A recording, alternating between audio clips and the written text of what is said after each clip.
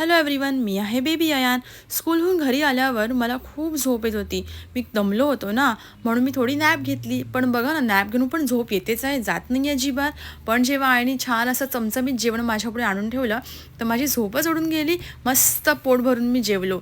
जेवण झाल्यावर मन केलं की काहीतरी आता ॲक्टिव्हिटी करूया, आणि या ॲक्टिव्हिटीनंतर मन केलं की थोडंसं आपण म्युझिक स्टार्ट करूया.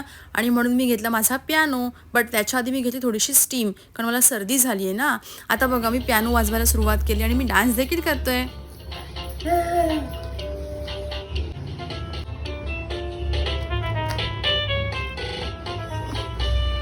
पाहताय, पुन्हा आळस यायला लागला, परत तुळवायला लागलो. आणि तितक्यातच आईने आणून दिलं मला सुंदर असं मोगऱ्याचं फूल, जे आपल्या घरच्याच झाडावर आलं होतं.